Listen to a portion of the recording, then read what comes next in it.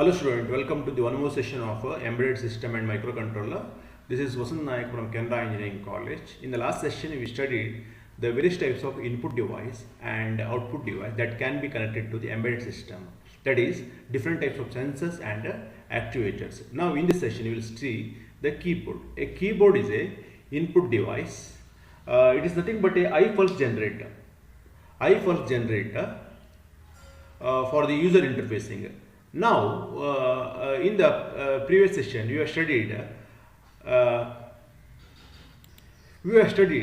the push button switch. Push button switch acts like a pulse generator.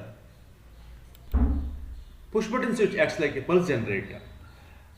But the use of push button switches sometimes are limited, because when we consider the example of I want to connect 16 push button switches. 16 push button switches in my application. For that you need 16 lines. Like you need 16 lines or you need 16 port pin of microcontroller in order to connect 16 push button switches. So this is not possible, because like the number of pins, output pins or input pins available on the microcontroller will be sometimes it is limited depending on the different types of application. So in such a situation, like if the situation demands a larger number of keys, then we are going for something called as a keypad. Keypad, because in such situation it may not be possible to interface each keys to the port pin due to the limitation of number of general purpose port pins are available in the processor, as I said.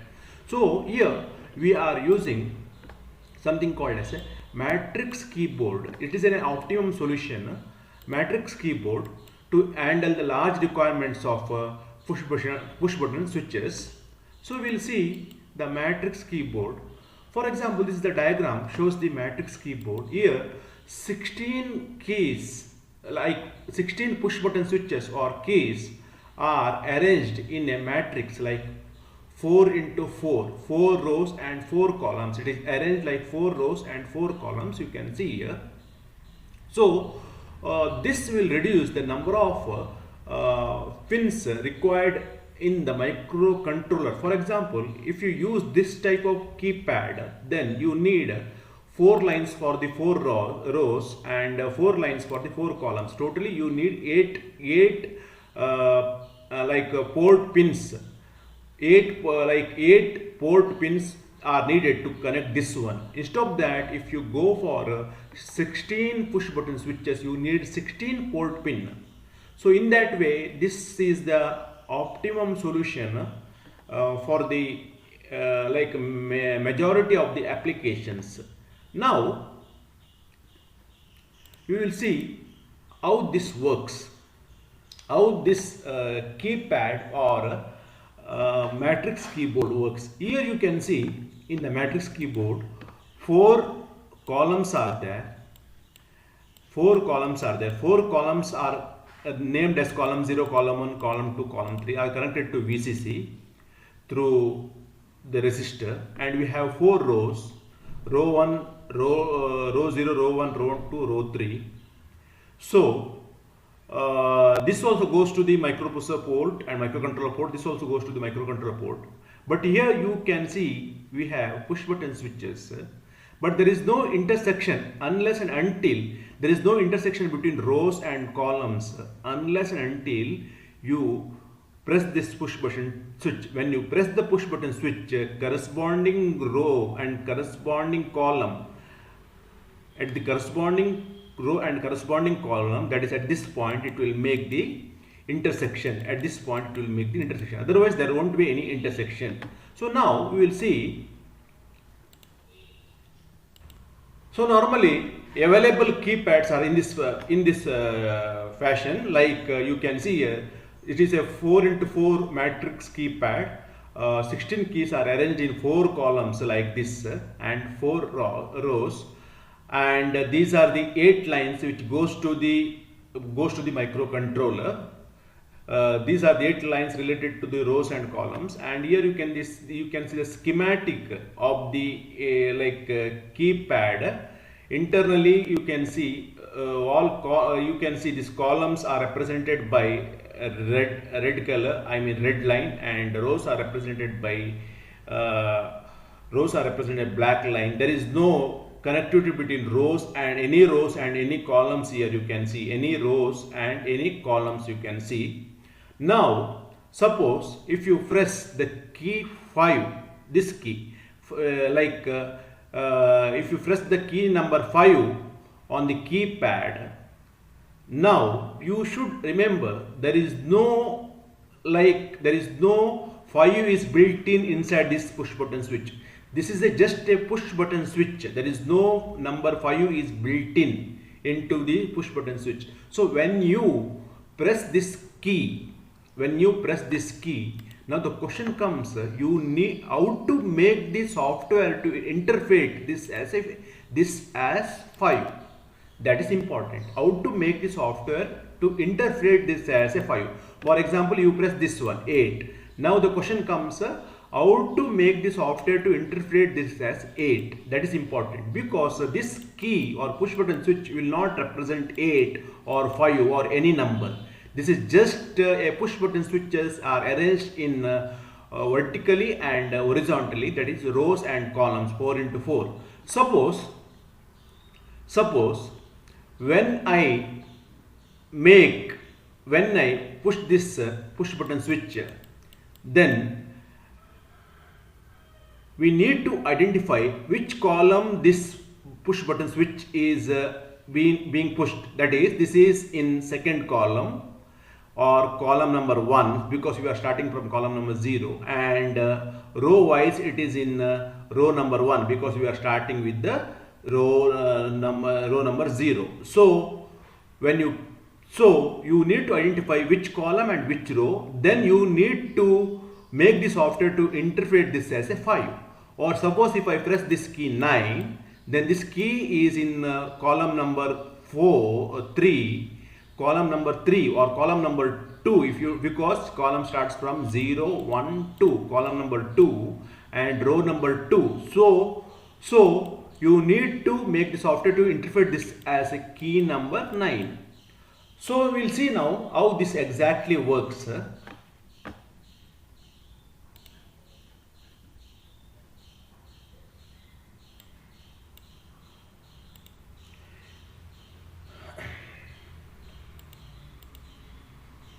Initially, what we do is we will make all the rows with the logic 0. We will make all the rows like R1, R2, R3, R4 with logic 0, and all the columns with logic 1.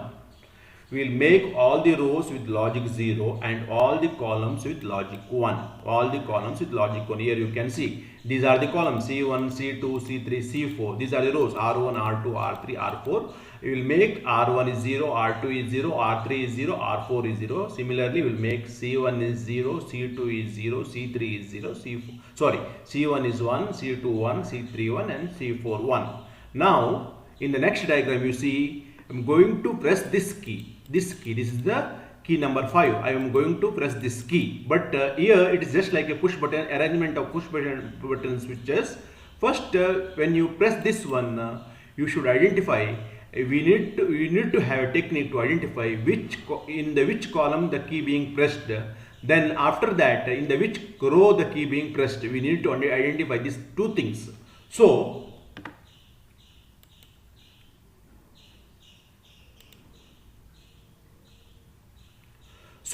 when you press the particular key,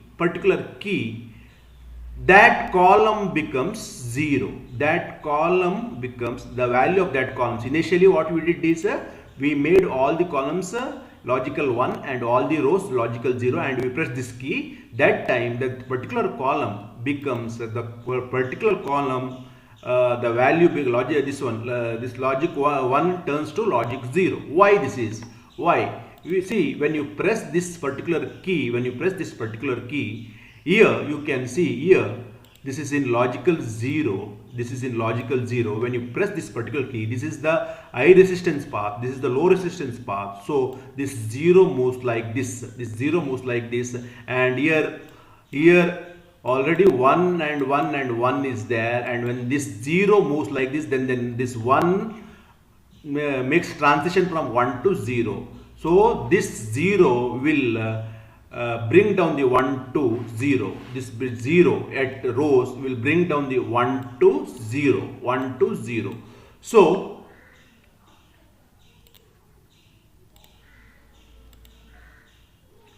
So in the diagram you can see, when you press the key, now this particular column C2 becomes 0. That means any one of the keys in this column is pressed. Any one of the keys in the column is pressed. Now we need to find out in which row the particular key is pressed. For that we use one more logic, that is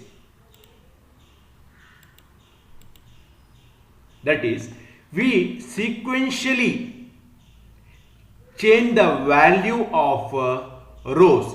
Like initially we will make row 1 as logical 1, and we'll check the variation in the column value. So when you make row 1 is equal to 1 and row 2 is equal to 0, row 3 is equal to 0, row 4 is 0, because we have not pressed any key in that row, there is no changes in the output value of the column. Like there is no changes in the column value, so it remains 1 0 1 1. But when you make in the second case, you see, when you make R2 is equal to 1, R1 is equal to 0, R3 is 0, R4 is 0, you can see this 1 moves up this value 0 to 1. This 1 because this is connected to this switch, and we have pressed this switch, so the value of C will move, like value of column 2 will move from 0 to 1. 0 to 1, the value of column will move from 0 to 1. With this we will understand which row and which column the particular key is pressed. So the key number 5 is pressed, and we will write a program for the software to interpret this as a key 5. So you can see in the next diagram here a program is written in the while loop. What we are doing here is like first I will check we'll check whether C1 is equal to low, If the C1 is equal to low, then it will be in the continuous while loop. Then I will check whether R1 is equal to, if R1, I will make R1 is equal to I, and I will check if C1 is equal to I. If that is equal, then I will display 1. Else I will make R2 is equal to I, and I will check if C1 is equal to high. That time I will display 4. Else I will make R3 is equal to high, and I will check whether C1 is equal to high. Then I will display 7. Else I will display the other value, that is star, something here, star. So this if statement is for C1 is equal to low. Similarly, we will repeat this one entire section of code for C2 is equal to low, and C3 is equal to low, C4 is equal to low, and we'll make the software to interpret the particular whichever the key is pressed. So in this way this works. So 4x4 keypad works in this way. So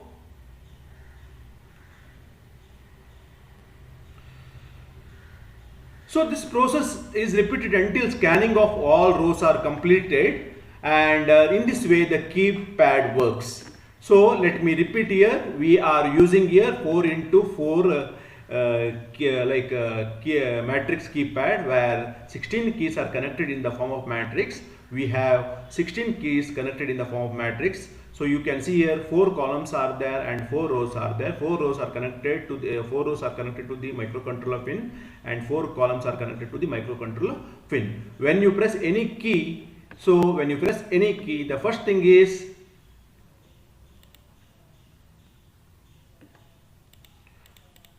normally the keypad looks like this. The first thing is when you press any key, first initially you need to make all the rows is equal to 0 and all the columns is equal to 0, and when you press any key, the particular column becomes the particular column value turns out to 0. When you press any key, the particular column value turns out to 0. Here you can see.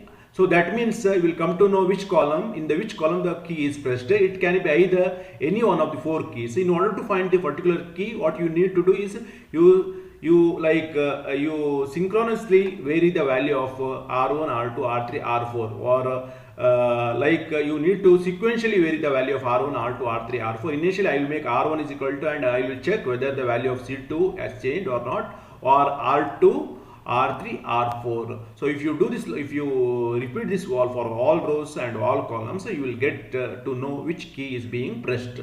So in this way the 4 into 4 keypad matrix works. Thank you for your cooperation.